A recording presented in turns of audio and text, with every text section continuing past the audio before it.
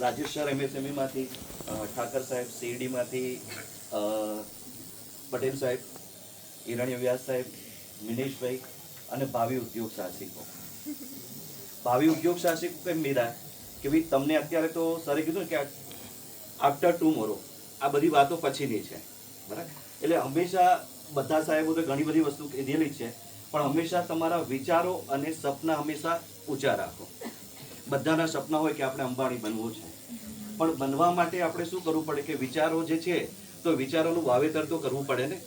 આ જે જમીન છે, જમીન તમે ખેડી દો છો, એમાં ઘઉં વાવી દો, 6 મહિના પછી જશો તો ઉગી જશે નહીં, કારણ કે એની અંદર તમારે પાણી પીવડાવવું પડશે, ફર્ટિલાઇઝર નાખવું પડશે, બરાબર? ત્યારે એનો ગ્રોથ હશે ને. તો આજે બધા જ અહીંયા ભેગા થયા છે કે તમને જે તમારું જે સપનાનું વાવેતર કરવું છે, તો એના માટે ફર્ટિલાઇઝર આપવા માટે વિટામિન M પણ છે, બધા અહીંયા ભેગા થયેલા છે. એટલે હું એક સરસ મજાની આપણે વાર્તાથી શરૂઆત કરીએ, વધારે સમય નહીં લઉં તમારો, બરાબર? કે 2 ફ્રેન્ડ હતા, બંને સાથે જોબ કરતા હતા.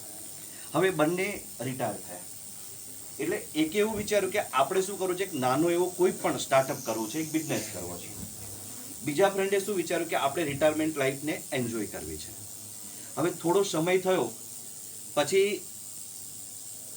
2 વર્ષ 3 વર્ષ પછી પેલા જે રિટાયરમેન્ટ લાઈફ એન્જોય કરતા હતા એને થોડું બોરિંગ થઈ ગયું કે આપણે હવે થોડું કામ કરીએ એટલે કોઈના ઉપર ડિપેન્ડ રહેવું પડે નહીં. એટલે અનફોર્ચ્યુનેટલી એ જ્યાં ઇન્ટરવ્યૂ આપવા ગયા ત્યાં એના ફ્રેન્ડની જ કંપની હતી. હવે બંને એકબીજાને જોયા એટલે આણે કીધું ચાલો ભાઈ ફ્રેન્ડ છે તો તું આવી જા. મહિનો 2 મહિના ત્યાં જોબ કરી, પછી બંને મિત્રો પાછા ગેટ ટુ ગેધરિંગ કરીને બંને ભેગા થાય. એટલે પેલો કે તું તો બિઝનેસમેન બની ગયો, તું માલિક છે અને હું તો એમ્પ્લોય જ રહ્યો. એટલે પેલા કીધું ના, હું પહેલા બી માલિક હતો અને અત્યારે બી માલિક છું. એ કે કઈ રીતે, હું તને સમજાવું. એ કે આપણે જ્યારે જોબ કરતા હતા તો ત્યારે શું છે કે ભાઈ મેં એકવાર કીધું કે હું ઓફિસમાં લાઇટ અને પંખો બંધ કરવાનું ભૂલી ગયો છું, તો ત્યારે શું કીધું કે ચાલશે, તું મારી સાથે ના આવ્યો, પણ હું જાતે લાઇટ અને પંખો બંધ કરવા ગયો, બીકોઝ કે મારી પહેલેથી સોચ હતી કે મારે માલિક બનવું છે. એટલે હું ત્યારથી જ માલિક હતો અને અત્યારે બી માલિક જ છું. એટલે આ સોચ આપણા ગુજરાતીમાં કીધું કે DNA માં છે. બીજા એક વેપારીની વાત કરીએ, અકબર બિરબલની વાર્તાઓ તો તમે સાંભળી જશે. તો અકબરને એવું થયું, એકવાર એવું થયું કે ભાઈ રાજ્યમાં ખજાનો ખૂટી ગયો. એટલે અકબરને એમ થયું કે ભાઈ બિરબલને બોલાવ્યા કે ભાઈ આપણને કોણ મદદ કરશે. એટલે અકબર એવું કીધું કે એક કામ કરો, એક વેપારીને આપણે બોલાવીએ છીએ, એ આપણને મદદ કરશે. વેપારી આવ્યા, એણે કીધું કે ભાઈ બોલો રાજા શું કામ છે? ભાઈ અમારે ખજાનો ખૂટી ગયો છે, અમારે જોઈએ છે પૈસા. કોઈ વાંધો નહીં. એણે પોતાનો ખજાનો ખુલ્લો કર્યો તો રાજા ચોંકી ગયા કે આટલા બધા પૈસા તમારી પાસે છે. તો વેપારી એવું કીધું ભાઈ સાહેબ મારા ફિદરતમાં જ પૈસા કમાવાનું છે, તો હું ગમે ત્યાંથી પૈસા કમાવું છું. ઓકે વાંધો નહીં. એટલે અકબરને એવું થયું કે મારા રાજ્યમાં ખજાનો છે, એના કરતા કેમ આની પાસે વધારે પૈસા છે. એટલે એણે કીધું ભાઈ ચલો આની ફટાફટ બધું ચેક કરો, ગમે તેમ કરીને આનો બિઝનેસ બંધ કરાવો. એટલે એને પછી એવી સજા આપી, તું એક કામ કર ભાઈ, આને સજા એવી આપો કે આપણો જે તબેલો છે એની અંદર ઘોડા છે, ગાય ભેંસ બકરીઓને સાચવશે. એટલે પછી એની પાસે ક્યાંથી પૈસા હોય. પાછું એને ત્યાં કામ આપી દીધું. 3-4 વર્ષ પછી ફરીવાર એવી પ્રોબ્લેમ થઈ અકબરને. એટલે પાછા બિરબલને બોલાવ્યા કે ભાઈ આપણે પૈસાની જરૂર છે, ખજાનો ખાલી થઈ ગયો છે, આપણને કોણ મદદ કરશે.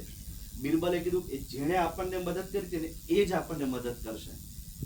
તો અકબરે કીધું કે ભાઈ એની પાસે કશું ના હોય. બિરબલે કીધું એકવાર બોલાવો તો ખરા. એટલે એને બોલાવ્યા કે રાજા શું કામ છે? બોલે અમારે જરૂર છે. કઈ વાંધો નહીં, મારો ખજાનો ખુલ્લો જ છે. એટલે અકબરે પૂછ્યું કે ભાઈ તારી પાસે આવી રીતે પૈસા કેવી રીતે આવ્યા? એટલે એણે એક જ કીધું કે ભાઈ રાજા તમારું જે તબેલો હતો ને એની અંદર ઘણા એવા અધિકારીઓ હતા, ઘણા એવા માણસો હતા કે જે ચોરી કરતા હતા.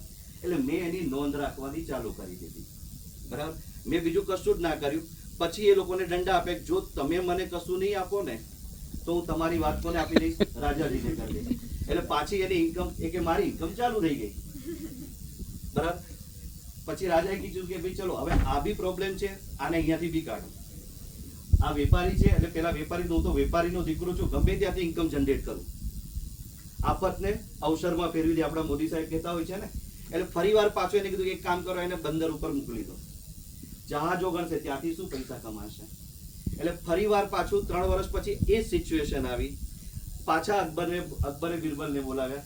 પાછો બિરબલે એ જ કીધું કે આપણને જેને મદદ કરી હતી ને એ જ આપણને મદદ કરશે ફરીવાર. તો ફરીવાર પાછા બોલાવ્યા. પાછું બિરબલે અકબરને કીધું ભાઈ બોલો રાજાજી મારે શું કરવાનું છે? તો કે ભાઈ મારે પૈસાની જરૂર છે. કે કઈ વાંધો નહીં, મારી પાસે ખજાનો છે, ખજાનો ખુલ્લો કરી દીધો. ફરીવાર કીધું ભાઈ તે શું કર્યું? તારી પાસે તો કશું નથી, હવે તો બંદર ઉપર મોકલી દીધો. બસ મેં સાહેબ કશું નથી કર્યું, લોકો ટેક્સ ચોરી કરતા હતા ને એની નોંધ બનાવી છે મેં, બીજું કશું જ નથી કર્યું. એ લોકો મને ટેક્સ આપવા મળ્યા એટલે પાછું મારો ખજાનો ભરાઈ ગયો. એટલે અત્યારે આ એક જ વસ્તુ છે કે તમારી પાસે આઈડિયાનું એક સ્લોગન છે ને, આઈડિયા કંપનીનું એક સ્લોગન છે, કોઈને યાદ છે? One idea can change your life. કે એક આઈડિયા જો બદલ દે આપકી દુનિયા. બરાબર કે અહીંયા તમારી પાસે જો તમારી ઇન્ક્યુબેશન સેન્ટર બી અત્યારે છે, તમારી પાસે જો કોઈ આઈડિયા હોય તો તમે એમાં જઈ શકો છો. બરાબર, તમારા યુનિવર્સિટીમાં જે ઇન્ક્યુબેશન સેન્ટર છે અને એમાં 15 લાખ સુધીનું તમારું કોઈ રિસર્ચ હોય, તમારું કોઈ ઇનોવેટિવ આઈડિયા હોય તો ત્યાં તમે શેર કરી શકો છો. કારણ કે અત્યારે અમારું આ MSME જે છે એનો મેઇન ગોલ શું હોય છે કે તમે બેઠા છો એમાંથી 5 થી 10% બી કોઈ બિઝનેસ કરે તો અમારો એમ પૂરો થઈ જાય. બરાબર, એટલે અમારો એ જ એમ હોય છે. Thank you.